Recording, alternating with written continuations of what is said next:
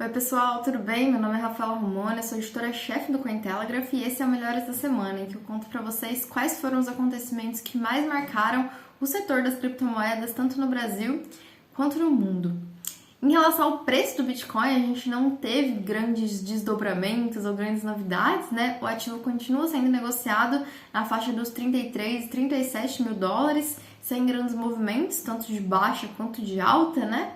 Nesses momentos de indecisão, eu acho que é mais importante ainda a gente olhar para o cenário macro para tentar ter alguns indícios sobre as perspectivas futuras do preço do Bitcoin, né?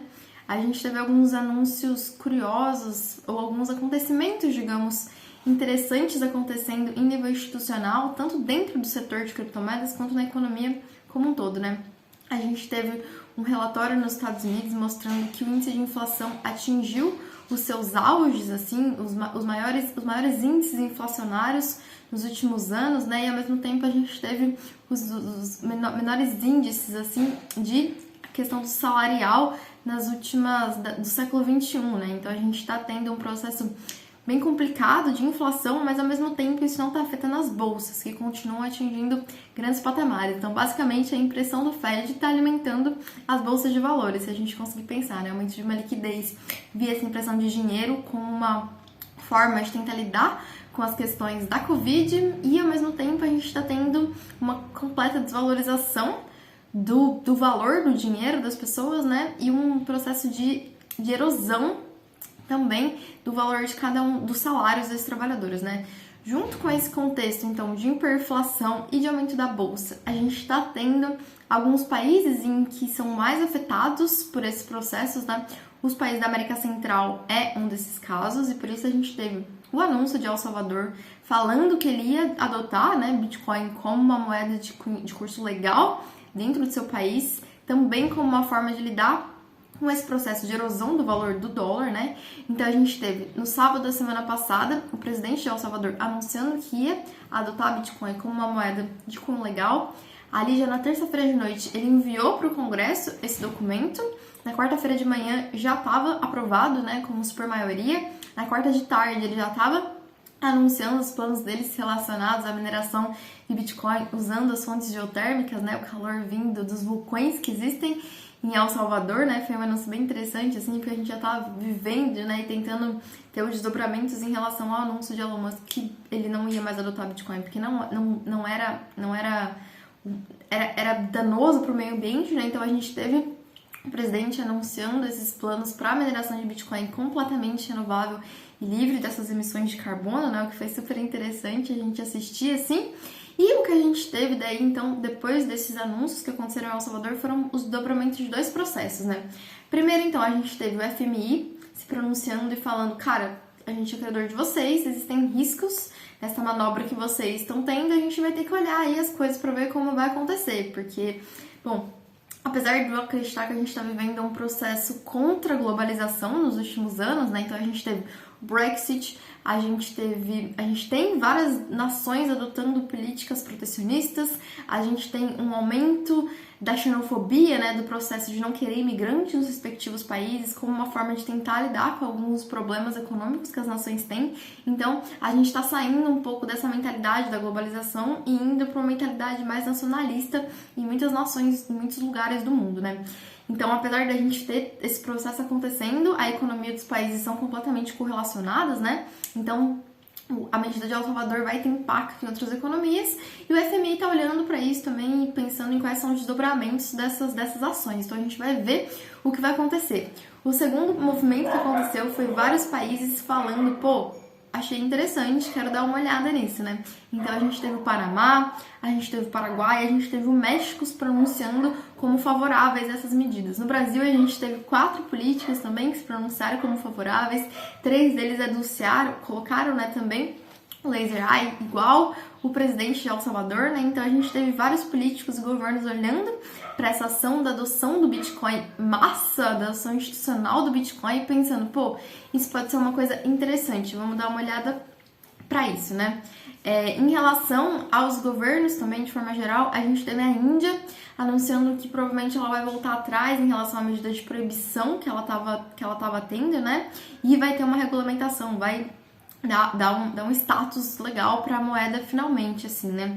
A gente teve também alguns anúncios um pouco ruins em relação à China. A China aumentou a questão de censura, né, e de banir da rede social deles, do Weibo, né, os influencers relacionados às criptomoedas. A gente teve uma vista grossa maior sendo feita em relação às exchanges que estão lá também. Então o processo da China está ficando um pouco mais, cada vez mais hostil para as criptomoedas, né? Em relação à adoção das empresas, dos institucionais, a gente teve o State Street, que é um fundo gigantesco, assim, que é responsável pela administração de mais de 40 trilhões sobre ativos, né, de ativos sobre gestão, anunciando uma parte, né, um núcleo lá dentro deles responsáveis pelos estudos das criptomoedas, né? E a gente teve também, né, um anúncio bem interessante, assim, a MicroStrategy, como todo mundo deve saber, né, ela já tem mais de metade do valuation dela em criptomoeda, né? E ela anunciou um junk bonds, né, que a gente chama assim, ela emitiu alguns títulos de dívida dela para conseguir comprar mais Bitcoin, né? Ela queria 400 milhões para comprar mais Bitcoins e ela conseguiu uma oferta de 1,6 bilhão, né? Então, assim, foi mais de 4 vezes o que ela queria arrecadar, ela conseguiu para comprar mais Bitcoins e aumentar ali a posição dela, né, sobre custódia. A gente teve também uma continuação da questão de Elon Musk com o Doge, né? A BitMEX anunciou que vai financiar e vai ajudar uma expedição espacial e com isso ela pretende que o Bitcoin seja a primeira moeda a chegar na Lua e não o Doge, né? Daí, depois desse anúncio que ela fez, né, Elon Musk foi ao Twitter falar que estamos, então, agora numa nova corrida espacial. Então, a gente vai ver esse desdobramento de quem vai chegar primeiro na Lua, se é o Bitcoin ou se é o Doge, né? Em relação ao Doge, a gente teve um anúncio curioso também do Vitalik, né, falando que ele conseguiu transformar 25 mil em, acho que agora 2 ou 4 milhões, não lembro exatamente qual era o número, né? E anunciando que quando ele comprou, ele nem sabia o que falar pra mãe dele, né? Mas que foi um dos melhores investimentos que ele fez na vida dele. Bem curioso, né? A gente teve em relação ao Brasil também, né? Além dos políticos adicionando o Laser Eye em relação às suas contas do Twitter, a gente teve também o Atlético Mineiro, né? Anunciando ali uma parceria para se tornar referência no mercado NFT em inovação com a Binance. A gente teve uma foto inédita da Vera Fischer com lama, assim, numa árvore super doida, virando NFT. A gente teve também o Supla entrando no mercado de NFT, né? E a gente teve também uma coisa interessante, que é a empresa, a gestora, né, do Warren Buffett anunciando ali um investimento bem expressivo na Nubank, que também tá ali flertando com a entrada do Bitcoin, né?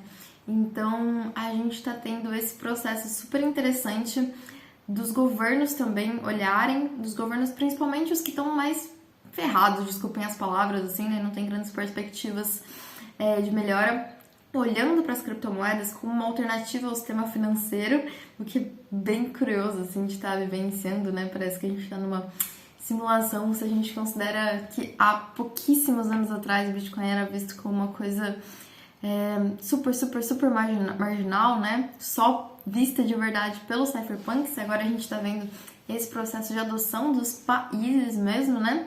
Claro que isso vai ter desdobramentos bem tensos, né? A gente teve a Holanda, por exemplo, um oficial da Holanda se pronunciando super negativamente a isso, falando que todas as coisas relacionadas às criptomoedas deveriam ser proibidas, né? Então a gente vai ver também, ao mesmo tempo, alguns desses países que não têm grandes perspectivas no longo prazo, olhando para o Bitcoin como um bote salva-vida, embarcando nessa, ao mesmo tempo, países indo na contramão e o FMI ali de olho em todos esses novos desdobramentos, né?